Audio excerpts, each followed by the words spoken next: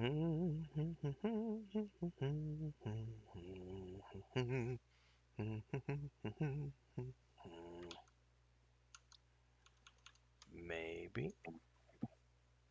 Possibly. Good evening, everybody. I hope you're doing well. It is. What is the date today? The 24th. 24th of April. Yes. And we are getting set up to start preparations for the official Weave in the Void campaign. If anybody's watching the stream, let me know how the connection is, because we're trying another connection tonight, and I don't know if it's gonna be stable enough. If it's not, we're gonna have Nathan stream on his end. I haven't checked over to check yet. But we've gotten through the last few weeks, had some hiccups here and there. Some people got sick, some more people got sick. Tonight, more people are sick. Poor Bounty Code. He is here in spirit, although his face is hidden from view because he's not feeling well. So everybody send him some well wishes. But we're back. We're prepping.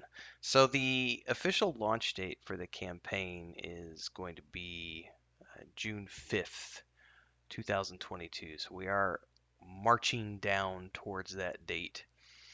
It's not too far away. We're a few weeks out, but it's been the last few weeks we've done some tabletop coverage talking about little bits and chips here. I found out some more stuff about Fantasy Grounds because I've been diving into that, and I know Nathan, you and I are gonna shoot the poop about that later on tonight after the stream. As we're getting stuff prepared for the big kickoff. Also, the books are pretty much wrapped up. It's just artwork at this point, and I can't think of anything else that needs to be added to the books. You've all had your copies for a little bit, reading through all of um, the lore and stuff to get prepped on your end. But beyond that, we've got the preparation of the characters and starting to talk about lore and stories and history and what works and what doesn't work and who wants to do what and etc. So we're going to be doing all of that here live on these streams for the next few weeks, calling this Prep Session 1 as we start to work towards the actual launch date of the campaign. If this is your first time tuning in, we are just slowly getting back into the swing of things.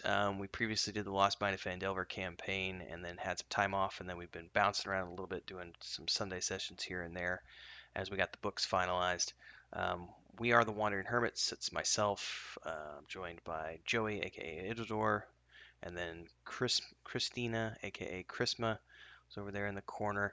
And then we are joined by the illustrious crew you see below us. We have Simmerg, who's at one point was wearing glowing eyes, but I think he's doing something evil this time around. So we might.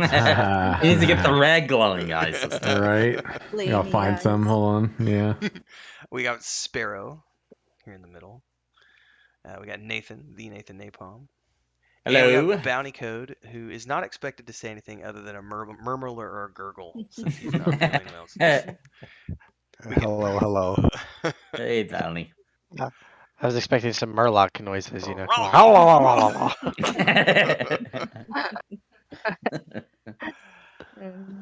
Well, we are getting this done. So the books themselves, if you want to know more about the tabletop books and the 5th edition setting that we have called The Weave in the Void, which is that world map behind me, you can go over to patreon.com/wandering hermits. Nathan's got a video up as well. He did an interview with me 2 months ago, maybe. You can check that out. I have more. I need to release more of those. I forgot about that. I released a small portion of our interview. And the intention was to release a little more each week, and totally forgot and haven't released another. But there's a lot to that interview, so I can start releasing those too as we get closer to the campaign. Perfect. So expect to see more of that.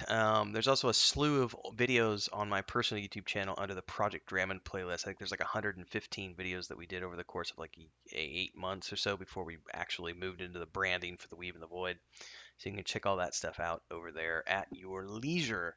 All the social media channels and beyond. And of course, if you're watching this after the fact over on YouTube, don't forget to subscribe to that channel, hit the bell icon so you don't miss a beat.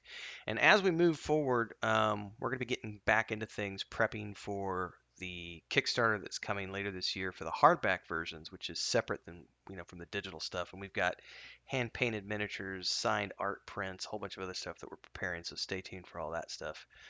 And you just reminded me after we finished the stream, Sparrow, Joey has not had internet until 2 days ago, so we haven't had a meeting yet to finalize the paperwork that you and I were talking about. So we can talk about that after the stream. Just don't let me forget, because I will forget, because it's been one of those days.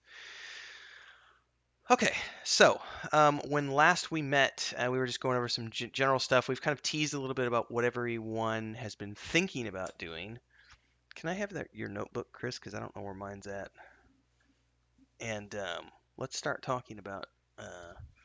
I don't know if we want to start with starting to talk about characters, or if we want to ask, if you guys have questions about the lore and the setting, so on and so forth, or if we just want to roll right into starting to talk about backstory for the characters, but I'll just kind of let everybody lead off and see where it goes.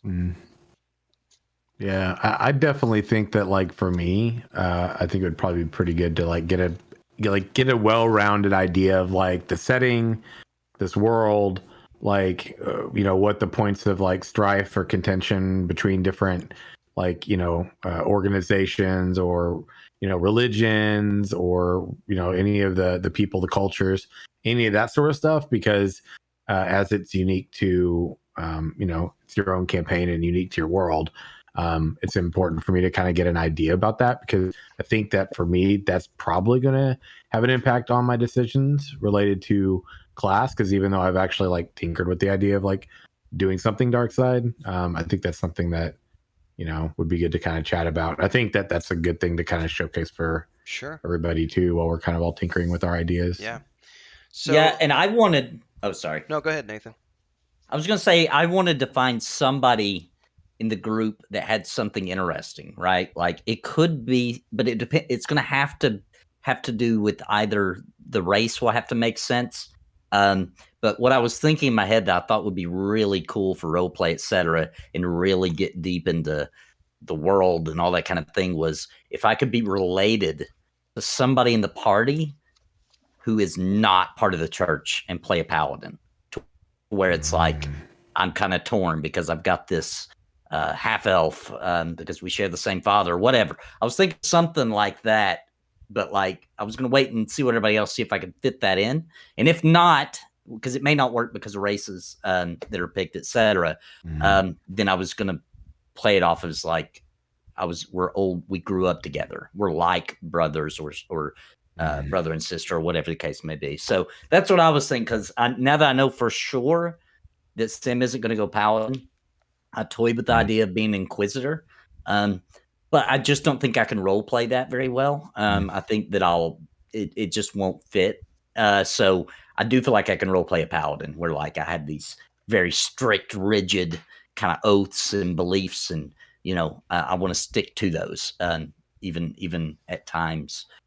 Like Sturm, for example. I've been rereading that. So I'm glad you brought that up. So I have a question real quick since you brought that up. Did you start your read through yet, Sim? I did. Oh, sorry.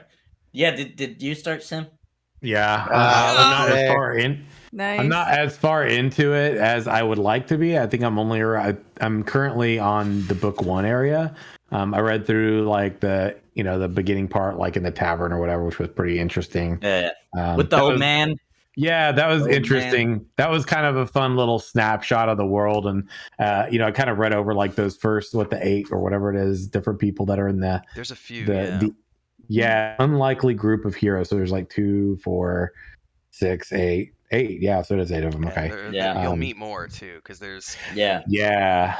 I had some like assigned reading for my project stuff last night, and it like kept me up a little late or whatever, but I got into it a little bit. I have more of it tonight. I'm going to read too after we're actually done. I don't think you meet Sturm until, is it even in that book, or is it I know it's Sturm.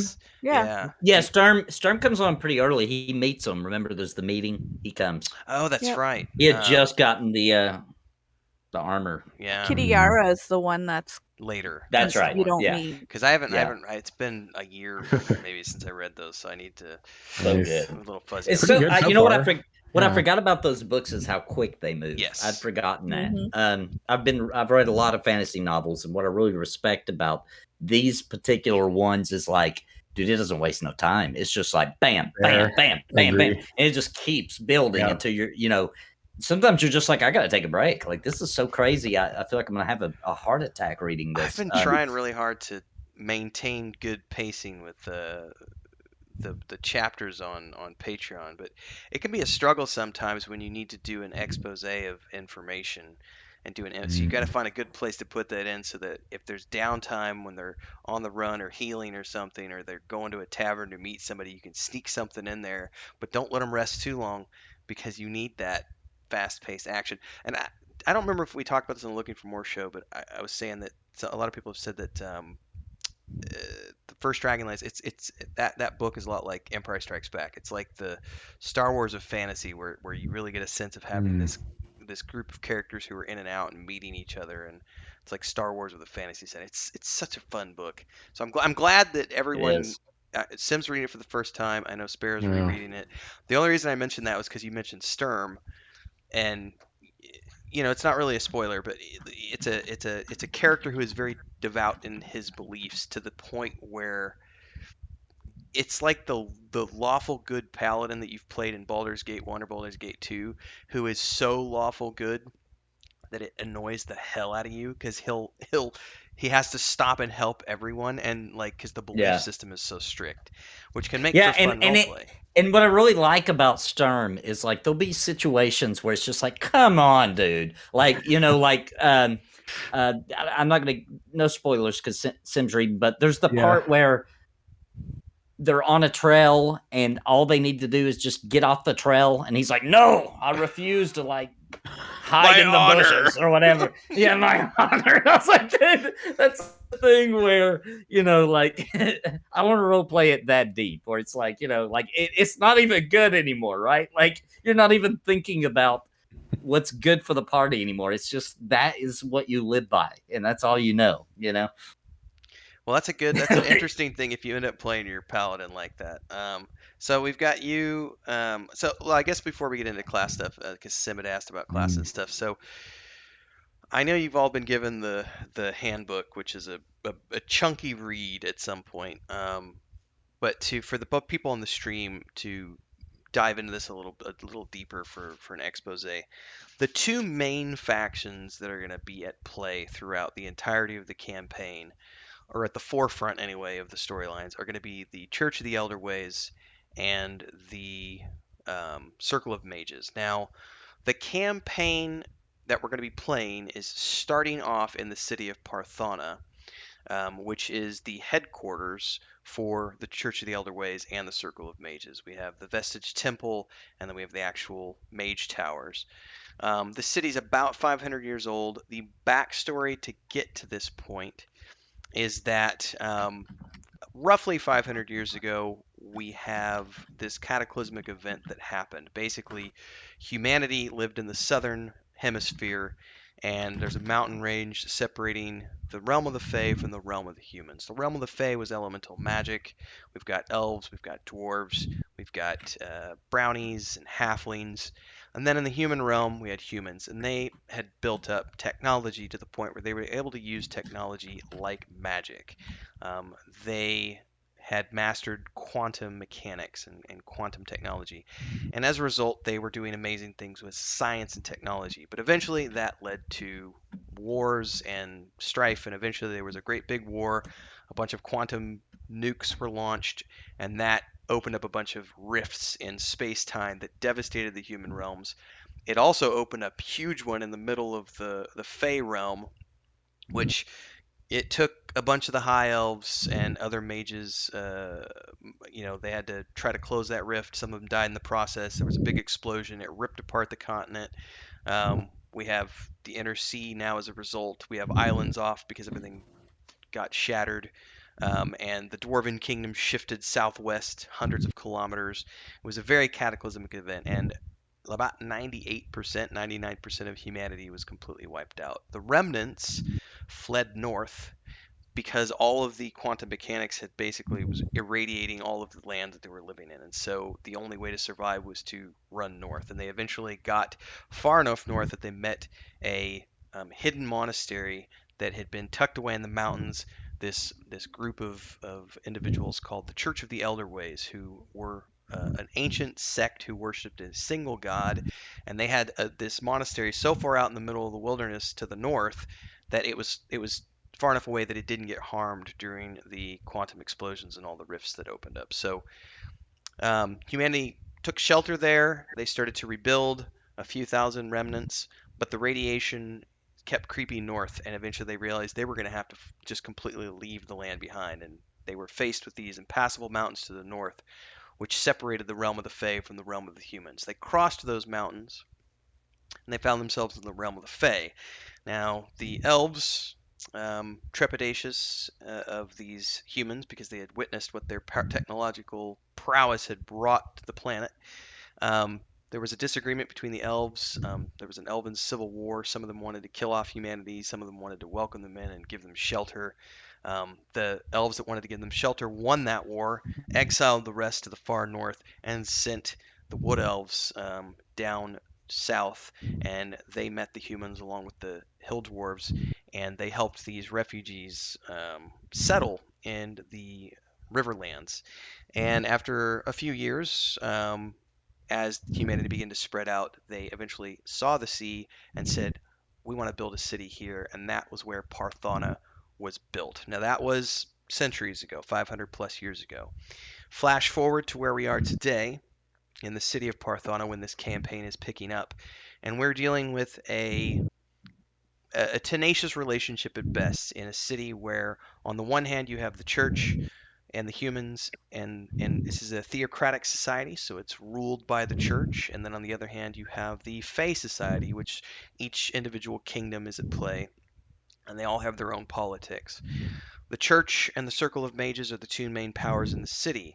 The leaders get along very well, but the higher ups, the elders, if you will, of each group, there's been decades of tension and racism building up on either side of the fence to the point where there's some issues. You know, these guys don't like elves, the elves don't necessarily like the humans. There's a little bit of back and forth.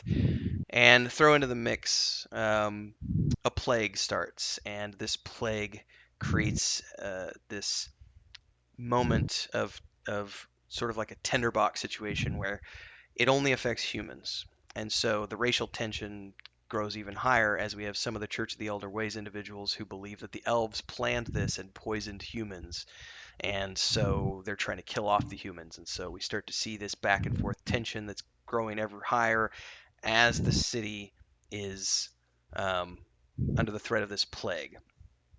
Now, that's sort of where everything starts off. So the main tensions here are going to be between the Church of the Elder Ways and the Circle of Mages. Now, story-wise, everybody already knows this because Joey and I put this out there very early on with the brainstorming episodes we did. We've been very public about that because we wanted to let people in on the story process, the world building and the story writing process.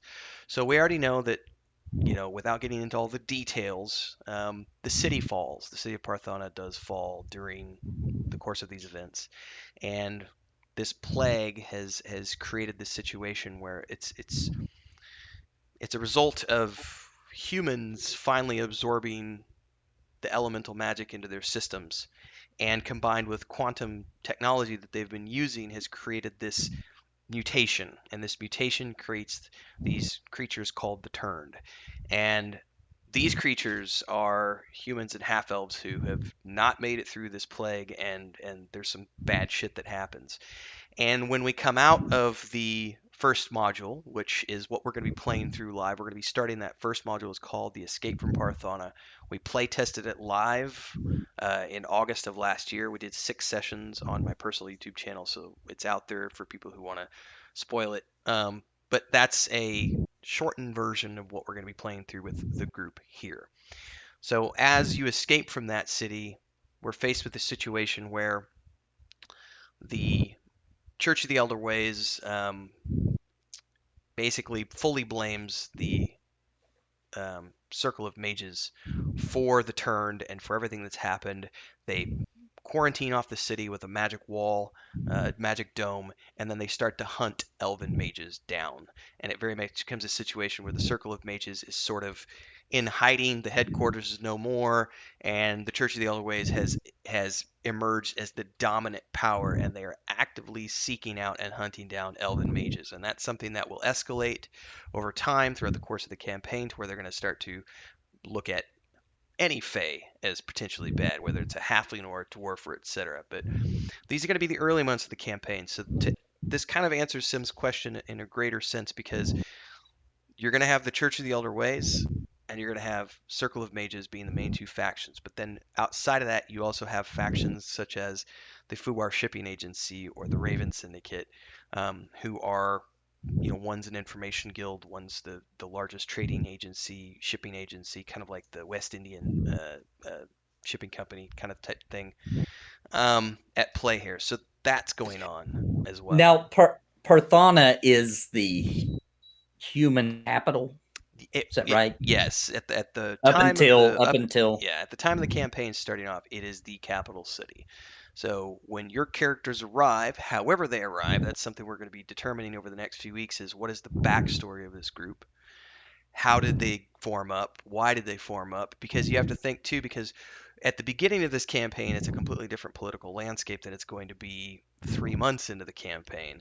And your characters are going to be living through those events, and that's going to be coloring their opinions and perhaps their relationships with their previous factions. Now, could we set it up to where, since it's Parthauna, could we set it up to where, since I'm planning to play human paladin, could I just be, you place me in the city where it makes sense, and the group starts, I'm not part of their group, and just place me somewhere where you feel that I'll be interacted with fairly quickly, and I could join the group due to necessity of some. You think there's something we could do that would make that possible? You and I can talk some more. I'm sure we can make something up, because there's a something that happens in the very first session that there's a thing that you're gonna there's actually because you do meet, the group meets a group of church people in the very first session. Right. We can build more upon that, right, as we start making our characters. But I just thought that would be that would make sense for the paladin to be in Parthauna anyway. And that might make for some interesting situations where I either join because, depending on what everybody picks, because my brother or sister's involved, or maybe I'm just trying to help them escape, or I don't know. We can figure it out based on how the events play out. But did anybody else plan on playing a church member? I was not. I was planning on going bad. Yeah. Bounty, were you? It was one of my options. Oh, no, you were going to do a Circle of Mages, right, Bounty? No, Hedge Mage. Hedge Mage. Hedge Mage. Hedge Mage, yeah. And then Sim's going to do a mage of some type, right? Death Mage, I think. Well, listen. Anybody on the opposite end, any of the Fate people out there. Yeah. I love you, but I'm not going to be nice to you in the campaign. But just know that's just role play. I love you. I might murder you in your sleep. Can you remind everybody of what happened last time people talked off of here? Remember? This just changed what Nathan just said. Totally made me go with my first option. So what's your first option? I want to be a brownie ranger, dude. Oh my goodness. Yeah, buddy, huh? Why is this paladin gonna be hanging out with all these fae? What do you do? What are you thinking, Sparrow? I already know what you're being. Warden. Yeah. But I haven't decided between a halfling or a brownie. Ooh. Oh. Okay. Yeah, I read both. They both sound fun. What did you? A brownie might be too fun. Well, I don't know if I could role play that mischievous and silly. I don't know, man. Maybe I should be rogue. Idrodor's playing a brownie, right? That's gonna work out. Yeah. Brownie was a hedge mage, right? Yes. Hedge mage. What was you said? He'll pick pockets. So because you had wanted to blend. what was it? Life and fire? I forget. Life and fire. If possible, like I said, I don't understand. This is like at a high level macro, just reading through the first draft of the book, getting a feel for without knowing the details of the spells and how to get them and that sort of thing. Well, we could either make you an ex circle mage or who only reached a certain level, because you wouldn't be able to specialize like a circle mage would, if that makes sense. Because in order to fully specialize into life or fire, you would need to maintain your circle status. Alternatively, we could start you off as a hedge mage who then joins the circle for roleplay reasons, if that makes sense. That might be a way Okay. around that if you're truly wanting to like long term specialize in those two areas.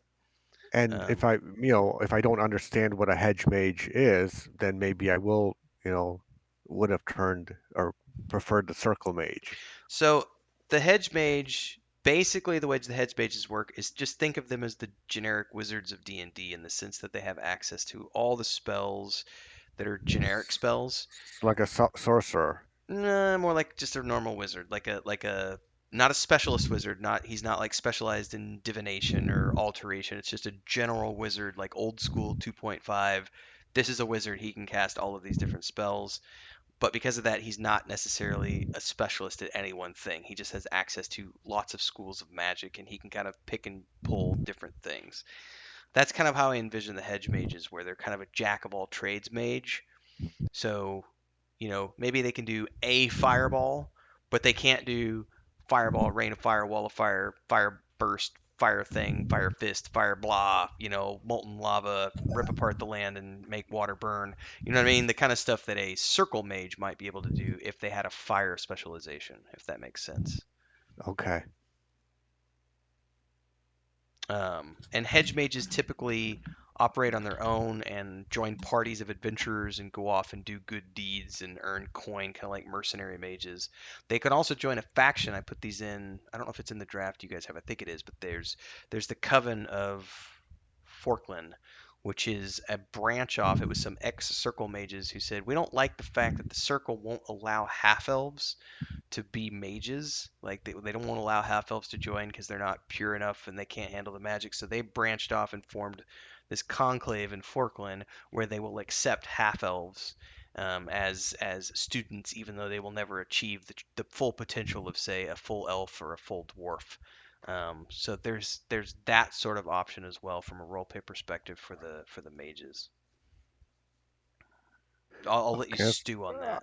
Yeah, so as long as I have access to the spells I may want in the future, I don't like necessarily. I thought I had to pick only a couple to get, but as long as I have access to all the spells, a hedge mage sounds like what I'd want.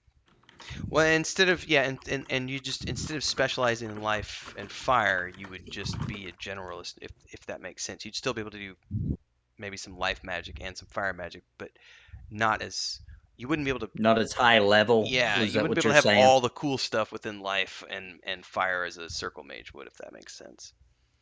But I can dip into all the Yes.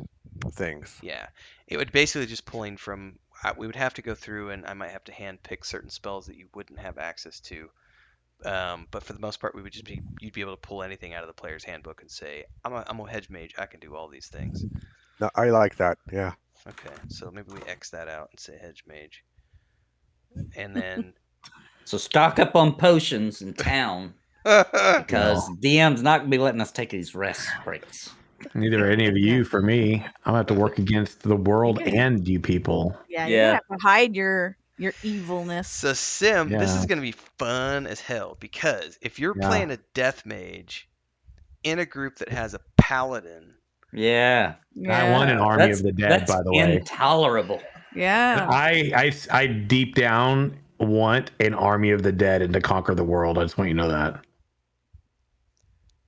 I already know some things. You all aren't supposed to know that, though. That's for me. But yeah, your characters aren't supposed to know that. But for me, I want to raise as many of the dead as I can, or imbue undead essence into as many people as I possibly can, who are devoid of emotion, as the explanation for a death mage states, that I can dominate the world. I don't like the churches or any of those people So because they're all against me. you're going chaotic evil, Absolutely. and this is going to be interesting because your I gotta hide ulterior it. motives for joining this group are always going to be evolved around that world domination and Mhm. getting me to the Yeah. point where I can Yeah. say, "Fuck these bitches." Hey, that's a character in the Dragonlance. Isn't there a Well, character in Is Dragonlance there? that's like that?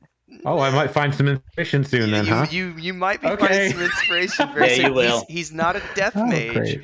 but his personality is all about I want I just- power, ultimate power. I will do anything it takes to get that ultimate power, including Yeah. including sacrificing my friends. It's At the this right is gonna be moment. awesome because At here's the the Oh right thing. yeah. moment, obviously, they can't know it's happened. Like, that's, yeah. Yeah, it's role Because play. Yeah. everyone loves Yeah. him.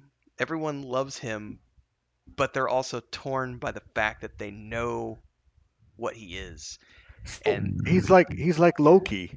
yeah, everyone loves Loki, but they hate his actions. It's like they want him to stop because, and they love him, so they're constantly trying to help him, but he just can't. He can't stop himself. He's just like power, ultimate power. Hey, you only have yourselves to blame because people chose this. So Well, I they know, did. I know what your archetype is now. Okay, Chris, what are you gonna be playing? My alt, not my main. Just saying. I don't think Chris has dove into the I roleplay aspects don't have enough yet. I don't have to be a ranger if she wants to be a ranger. I do want to be a brownie, so and I didn't feel that rogue was I just played a rogue. You were good at it though. Yeah, I You sh- won. That's right. You were a really good rogue. He's the true ninja looter, though. You have to think about this when people were. He say did things ninja wrong. loot you at the end of that campaign. Yes, he Hey, did. though he was nice about most things though. I've got a rogue in my group who like it's like straight up like, did anybody see that? Roll perception check because I'm not telling nobody. So That's funny. in Lord of the Rings Online and EverQuest 2, you've played a wizard and a ranger. Do you want to play? This might be something that she and I might have to have an offline conversation about this too, so I can, because she knows some stuff, but I don't think we had talked about what class you might want to play yet. No. Do you want to use Druid. weapons or do you want to use magic?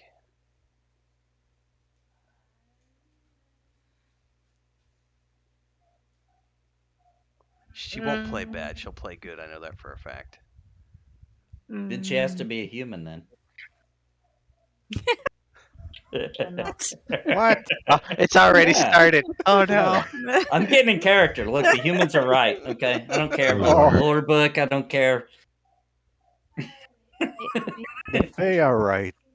Magic because what I was using weapons. Uh, Magic. Some sort of magic user? Okay.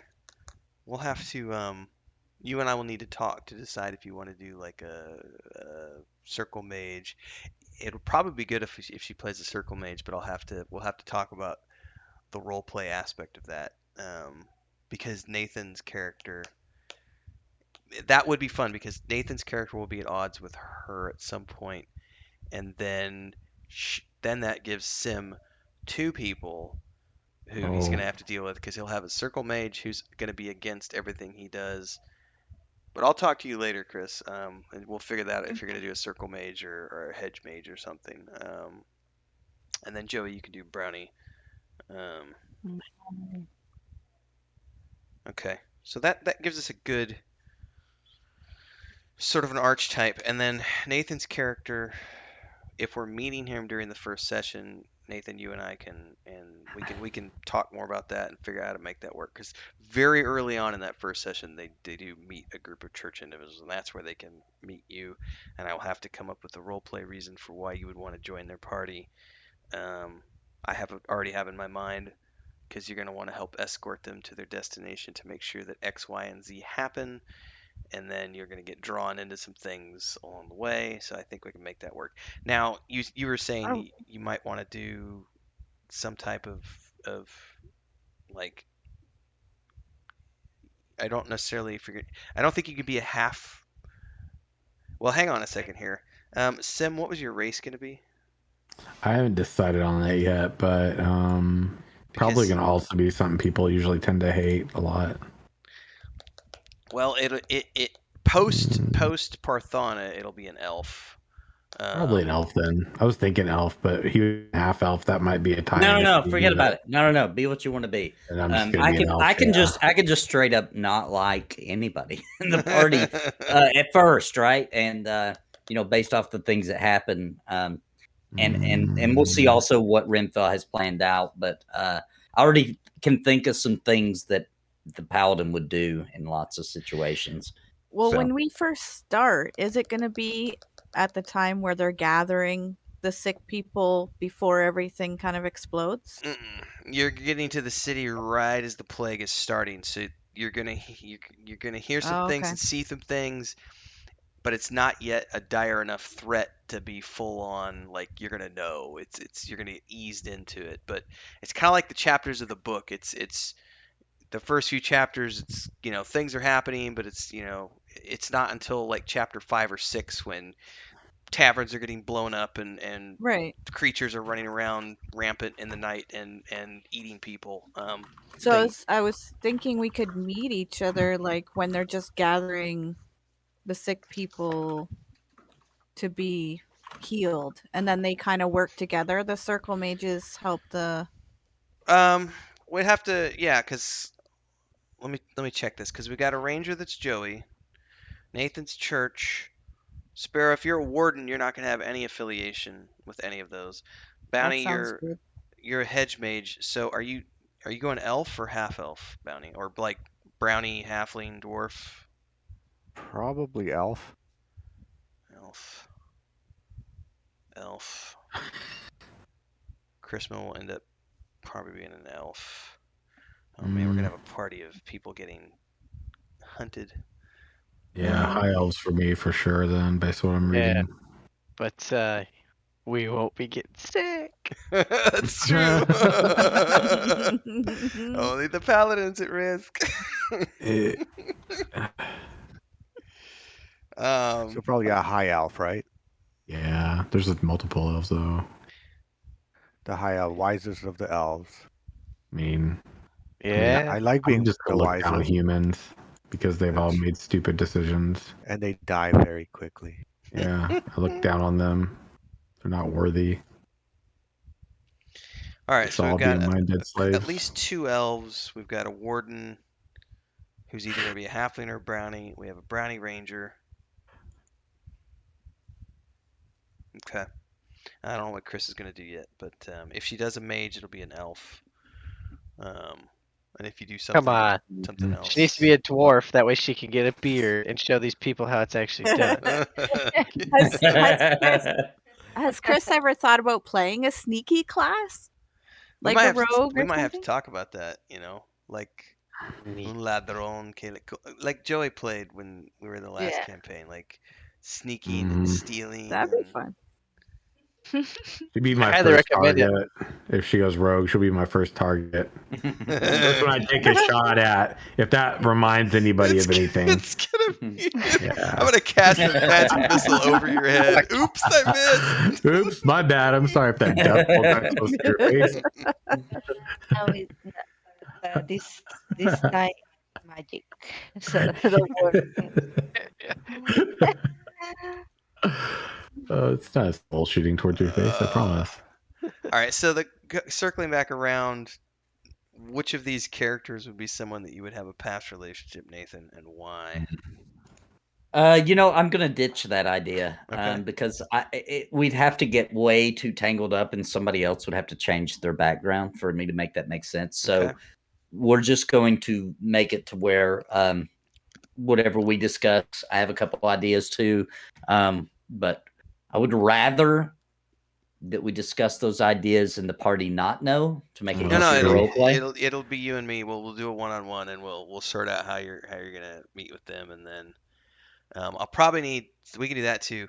Sim, I'll probably need to have some one-on-ones with you as Yeah. well to figure out what boundaries, because there have to be some boundaries because of the lore setting, and Mhm. if you do things that are a little too over the top, it would make zero sense for this party not to turn on you and just turn you into the authorities or lynch you in the middle of the woods, and they wouldn't They'd blink have an to eye. know though, right? But they'd have to Right, know. right. So whatever they don't know won't hurt them, right?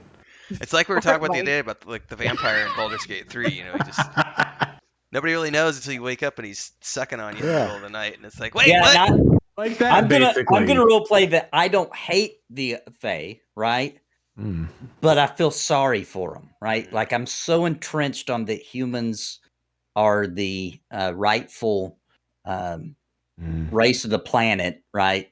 That I I don't hate them, but I feel sorry that they were born as a non-human. Does that make Ouch. sense? Self-righteous. Like that's all almost human. worse. You know what I mean? It's Yeah. almost worse. Just like And if it kind of Sorry. is worse actually, but My that's elves how would I'd hate like to. you. That's how I'd like to play it. Like I'm so stuck in my ways that I don't hate them just because I feel sorry for them that they were born a Pity. non-human. Yeah, I pity them. See, Sim, you're gonna have to do the angle of using Bro. us and lying to us who you really are, but making it Bro. sound like you're somebody else. Mm-hmm. Help us. I'll help you take down this guy. To Everybody make look world away. peace, but really you're doing it to gain more power privately. That's exactly it's gonna have to be my objective. I'm just gonna have to think of how I'm gonna convince you all to let me do things that you don't oh, have any I had other a lore choice in. question Yep. that I didn't understand. So the quantum mechanics, that's like a scientific type thing. Sure. Why are the Fae unable to learn it if it's just a scientific Because of principle? DNA coding. So there's a section in there it's Mhm. towards the back of it. The only way for a relic item to become attuned to an individual is it's through DNA encoding. So they're actually taking that device and encoding it to the DNA of the person, and their technology only works with human DNA. It won't work with Fey DNA. It also Yeah, won't work. it's because of the structure of the DNA is just of higher quality. Oh boy. I This mean, technology, man. I don't see any elves That's around here. I human. do see humans still on the planet. I don't know. You're loving this way too much. So hopefully that answered your question. It just Mhm. comes down to DNA coding because the humans can't tap into it. Now, long term, in the short term, humans have never been able to do elemental magic Right. because of the flip side. They don't have that in their bloodstream. It's not in their DNA. But as we can see in the book, that's not necessarily always going to be the case because we have a couple of individuals who are, well, the turned are also mutating because of that. But then we have these two who are mutating in a different way based on just saturation and generations of time spent, being in this realm where everything is imbued with the elemental essence of life, so it's seeping into their bloodstreams. So it's the same thing, but on the other side of the equation, instead of it being human DNA, it's the Fey DNA. So I want to circle back around because Sparrow had said something about can we have the group meet here because of this reason, because of that. So the official start, and we don't have to use the official start. We can if we want to. The official start in the module is based on what we did with the playtest, which is we have a group who meets up in the city of Forkland. Um, we're not going to play a session 0 like they did, but their session 0 was they played a session 0 in Forkland, got on a boat to escort some goods to the city, and then they arrive at the docks, and there's some stuff that happens from the docks to lead them through that first campaign session. So we can use that and have some of you who were coming in and then meet other people along the way. We can also create something from scratch, and you'll all meet up somewhere in the docks because of reasons, to then get you, because there are some things that have to happen in the first module, which means you have to start in the docks. No ifs, ands, or buts about that one. You have to start in the docks because it's like the Lost Mine of Phandelver. You start in the city and then you go from there.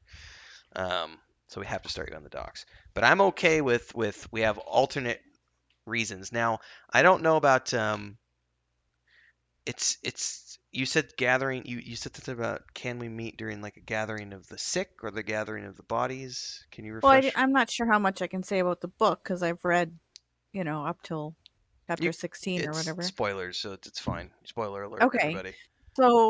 So when they're gathering the sick and then the church is trying to do it themselves and then they finally bring in the mages to help them. I was thinking that would be a good time where the paladin's trying to bring in Yeah. the sick people and then It maybe like it would, bounty. except that's literally session 5 in the module. So Oh, okay. that happens quite a bit after. So the start of this campaign is like it's like when the first wave of people have gotten sick. Enough people have gotten sick that the church is starting to quarantine sections off instead of checkpoints and stuff. But it's not enough at the start of the campaign for them to like be full blown panic mode, and there haven't been enough dead to have. It's just been like I think it's chapter 1 actually where he's in the morgue and he's like looking at all the bodies going, this is not normal, something's going wrong, we need to look into this. That's kind of where the campaign is starting as well, so we won't be able to meet up in that sense. So, but if starting there, then there isn't that animosity between human and fae yet, so we could Nope. be a group that have humans No, and because fae together. the humans have already decided, like the church is already like kind of almost like a jealousy of the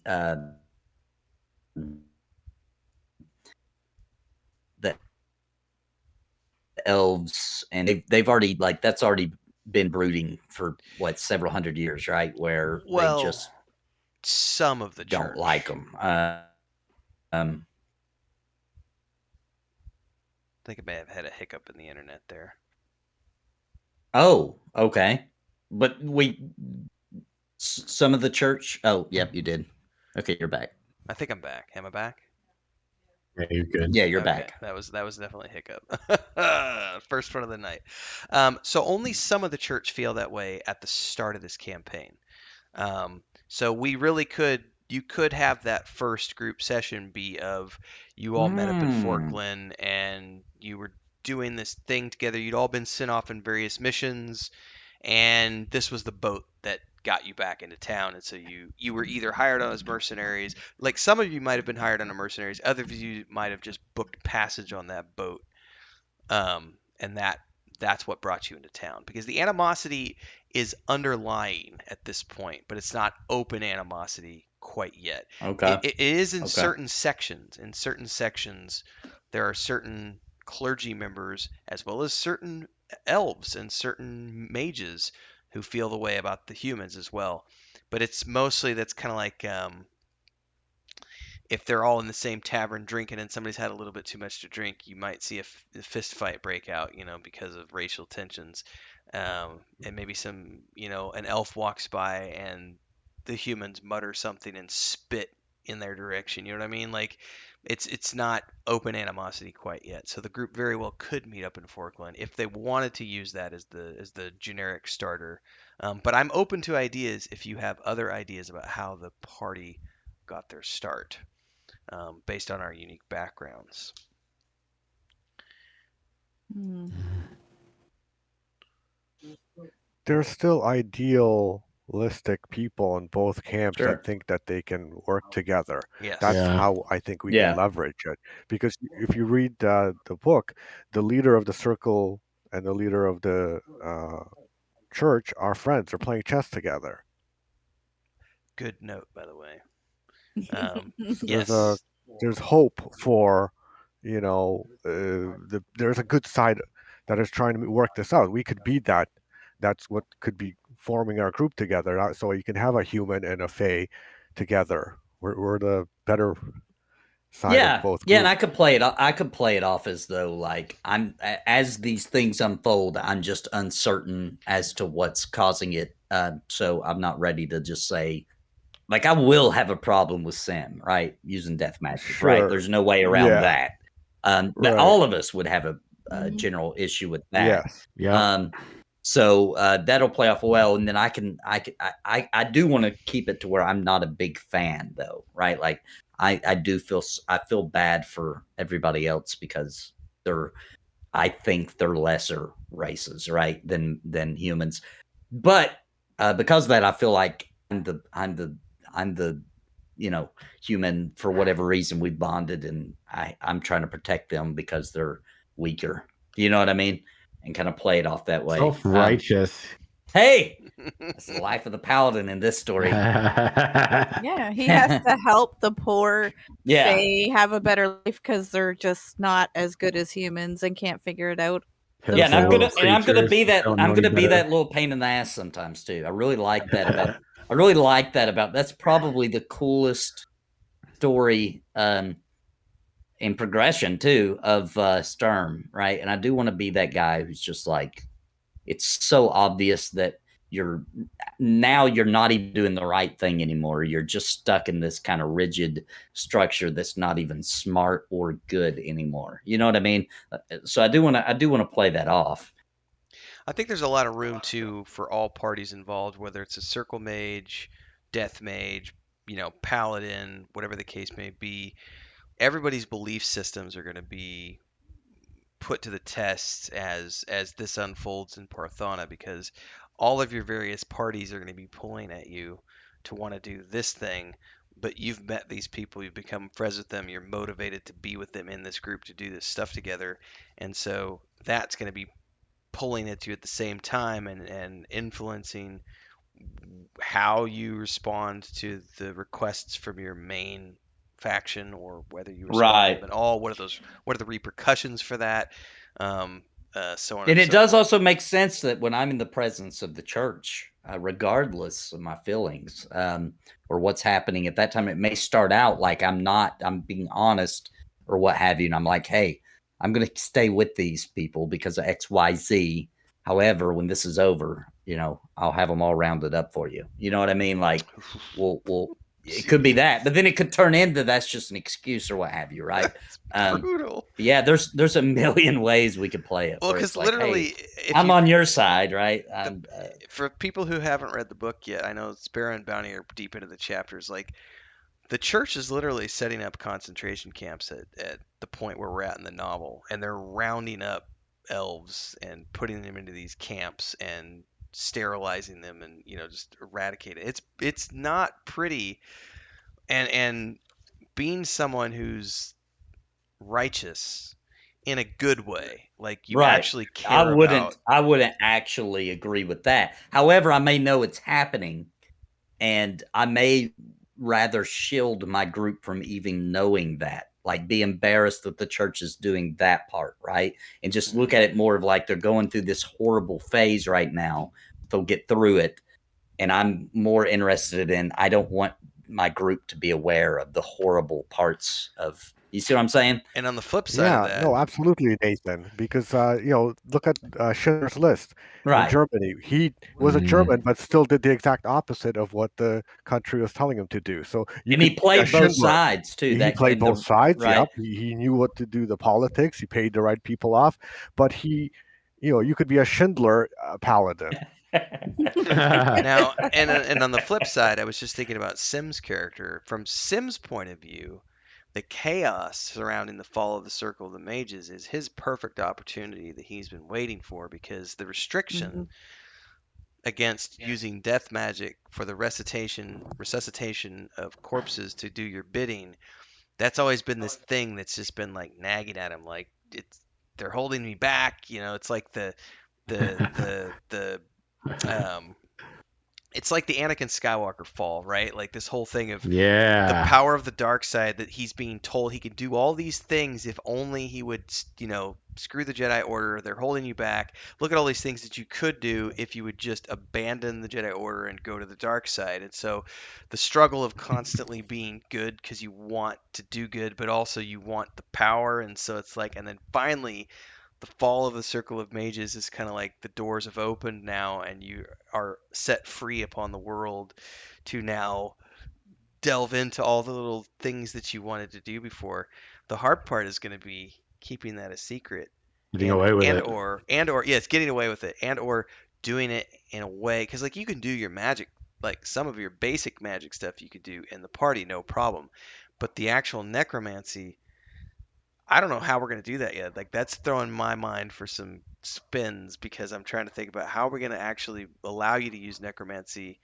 He's When just got to go visit his dead ancestors all the time at the No. grave, Or, Pay his we could respects. be up to a fight that's kicking our butt, and we're Dire about to die, circumstances. and you pull up a dead thing to crush our enemies, right? And we'll understand it. In that moment, he had to do it to save our butt, and he won't do it again. So it's the first Yeah. time you just let it slide because it's necessity, and then the next time it's think like, that, well, it Mm. just I think my play will be, if it's dire enough, it's like, I don't want any of us to die.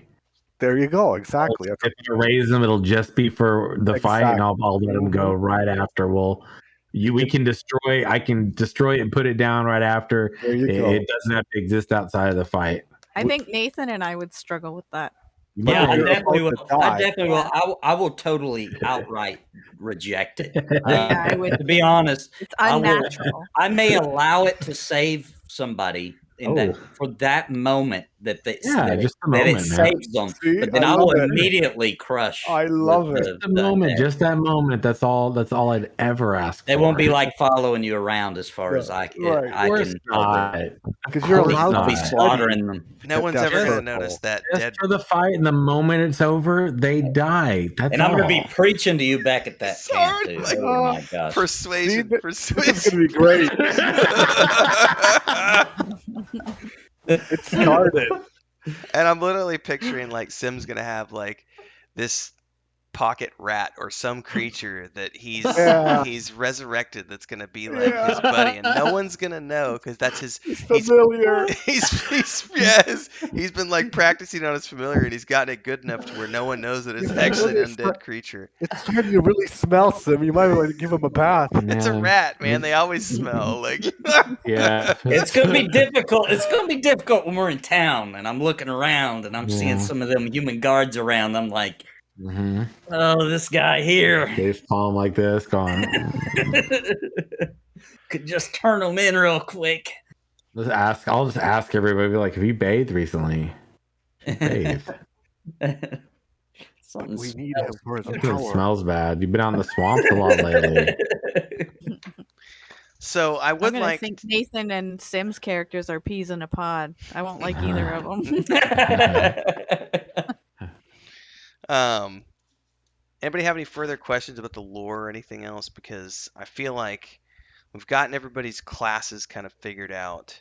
And I know since Bounty's not feeling good, I don't want to have this be a really long session tonight. Plus, I know we got to talk about some stuff off the air after this. So this is a good wrap up point. But do any of you have any further questions about the lore or anything else? I guess I'm just wondering, and this is obviously not in character, so you guys can't Sure. use this against me in the future, right? Are there any relics that exist in the world that might be really optimal for someone who's trying to raise an army of darkness? That is a really good question. Just wondering, just a question, just contemplating. Be a You goal. just. So I'm saying this on the air, by the way, so you can call me out on this later.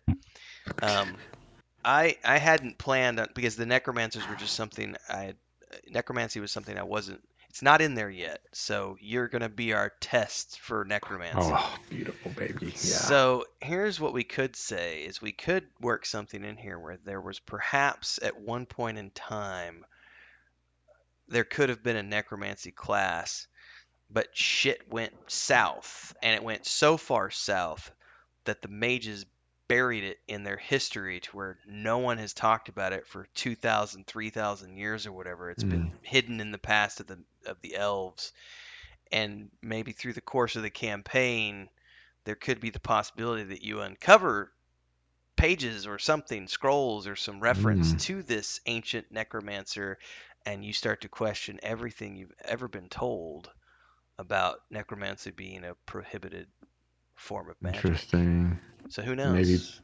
maybe a mass grave of those necromancers and where they're buried, or I can potentially Yeah, raise I their mean, corpses. we don't know yet. So Angel Door's like, You're enjoying this way too much. I mean, when you're always light side, you gotta really let out you the gotta dark enjoy too. it, You know what I mean? indulge. Gotta relish in it, because I'd never act like this in real life. I promise. Roll that persuasion, sir. Like to roll an insight. Yeah, that's cool. All right, cool. This gives me a lot to think about. I appreciate it. What would you say the halflings are more like? Because I think I have a clearer picture of brownies than I do of halflings. Both of them we pulled from Willow. So if you look at the halflings in Willow, that's our style of halfling. They're not the halflings of like Forgotten Realms where they dwell in the cities and you've got different types of halflings. No, they're very much a, foresty dwelling. They have their small little farms. They like live in tucked away little valleys. Definitely more of a down to earth root and branch type of of halfling as opposed to city halflings that you would see in a Forgotten Realms setting, if that makes sense. And And not then with the warden. Yeah, we would have to have a discussion about, and this will be something to think about. This could be leading into next session. Actually, we could do this is further refining our classes a little bit more, thinking more about what are pick three options and think about those over the course of the week, like three types of animals that you would want to be your familiar, and then we would have to think about how that would affect your character, because the only thing I have down for the warden right now is that it is it's not a magical class. It's an individual who's born with this natural bond with a creature, which I kind of got the inspiration for that from the His Dark Materials series, where they have the demon um, soul companion who they can talk to, and it talks to them, but it's bonded to them. So if something ever happens to the creature, it affects the human, and vice versa. Um, but what I haven't envisioned is, because what I will need to do for the source book long term is I will need to say, here are the 5 animals that you can pick, and here are the pros and cons for each animal and how that affects you and what your animal can do. That will have to go into the source book at some point. But what I have in there now is just leaving it open to the interpretation of the DM, in this case me, and we're gonna go through it and say, this is what you want. Okay, this is what we can do. Like we can maybe tweak that a little bit, come up with some pros and cons, and how that affects your character, as well as how that affects your creature pet. Because what we don't want it to be is this overpowered thing where where we have, say, I want a panther pet, and my panther can do all this damage, and like there's no like, okay, yeah, you have a panther, but um, how are people going to react to that? How often does it need to feed? Is it going to listen to you all the time? Is it an arrogant pet? Does it have a personality? Like if it does have a personality, what's your relationship with it? Because just because you have a bond with it doesn't mean that you're necessarily best buddies with it. It's just maybe the bond is a little bit maybe there's a little bit of animosity there. Maybe there's a little bit of, I didn't want to be bonded to you, but I'm stuck with you. So like a bad marriage, it's like it's just doing this for the kids.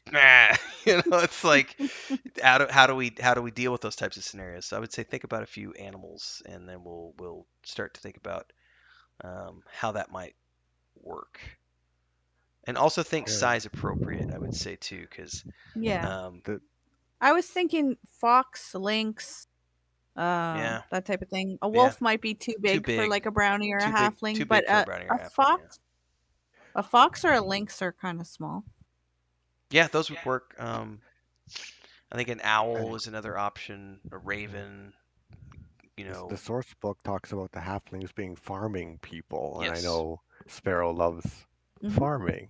She does have her plant prisons set up very prettily. Yeah, Plant plant prisons. prisons. That literally spun out of the conversation I was having this morning on the stream about vegetarianism and some stuff. And so I was just literally, I saw that. I was like, look, there's plant prisons.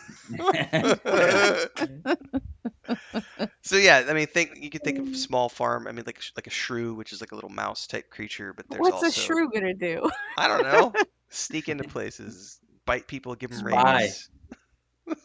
Because if I'm straight melee, does Well, that mean that's I'm gonna have melee skills to be yeah, able to and fight? yes, and we would need to pick. Do you want to be melee or do you want to be ranged? And that's what I'm saying. The Hmm. type of animal you pick would influence. Like if you pick the hawk, for example, then maybe you're a ranged character because your hawk is a ranged character and it's going to be diving down and swooping in and doing things of that nature.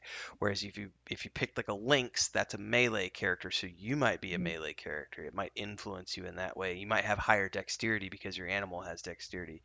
Those are the things to Ooh, think what if about. it almost has like animal fighting styles? Like I'm almost thinking more monk-like.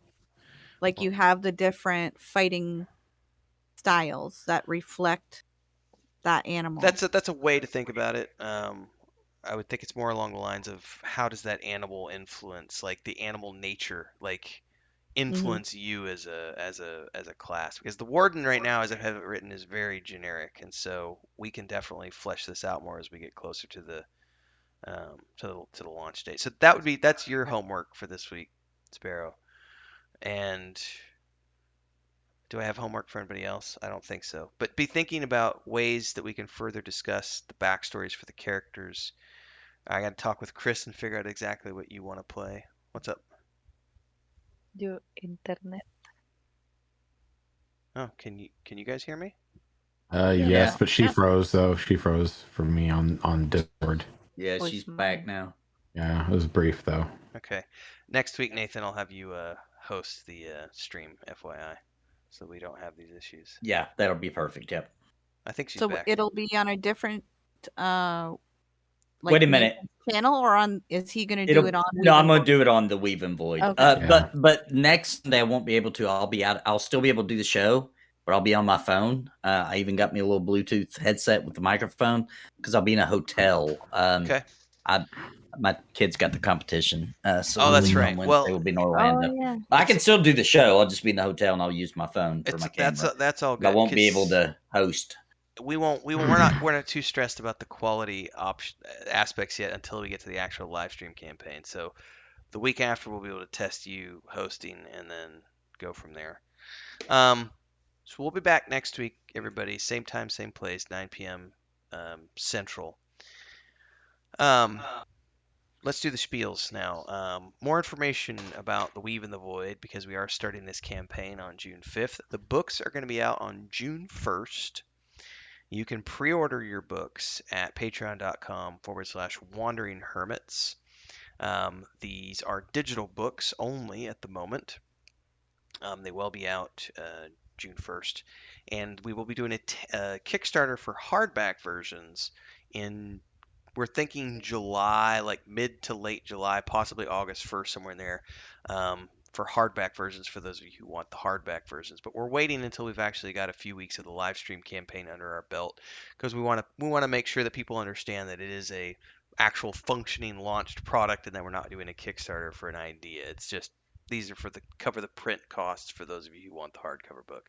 So the books are out on June 1st. We're starting the live stream campaign on June 5th here on our Twitch channel, Sunday nights. So you can get all those books pre-ordered over at the Patreon page. You can also check out the demo for the point and click game. That's over on the Patreon. Joey and I have done some streams recently showcasing some of the latest projects. I did a big public post today on the Patreon page, which shows a lot of screenshots. It shows concept art, sketches, screenshots, map iterations. It's a post about iterations and showing people where everything started on March of 2021 and where we are today. So if you like that kind of stuff, you go check that post out. It's open to everybody. Most of our posts are for subscribers only, but that's That's out there. And if you want all the juicy tidbits, you can always subscribe, nudge, nudge, wink, wink.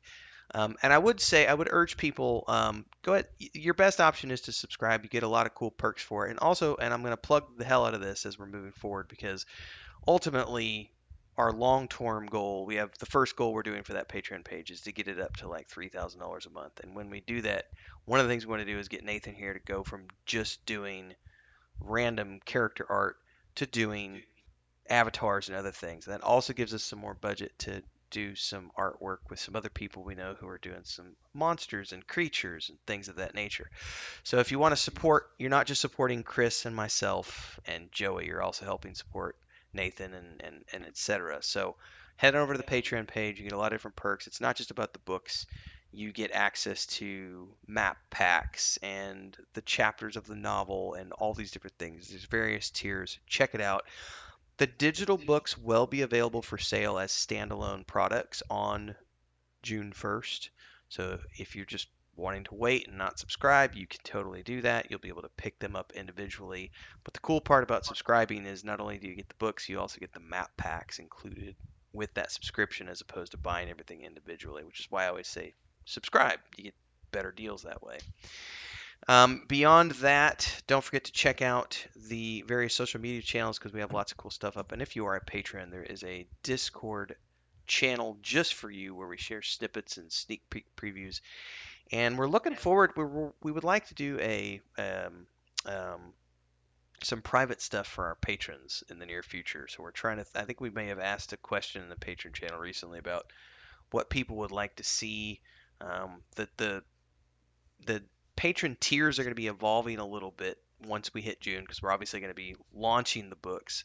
So we have to adjust those tiers a little bit to move into the second stage of production. So we'd love to hear feedback on all that kind of stuff. Anyway, I mean that's it. Patreon, subscribe, lots of cool perks, and hopefully you'll tune in to us next week here on Twitch as we continue the march of campaign prep towards the actual live stream and we get this party created, all the characters created, all their backstories done, name the characters, name the party. I don't know. Maybe, maybe not. We'll see.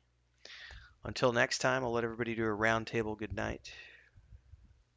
Night. Good night. Good night. Good night, everybody. Good night, everyone. See you next time, everybody. Thanks for tuning in.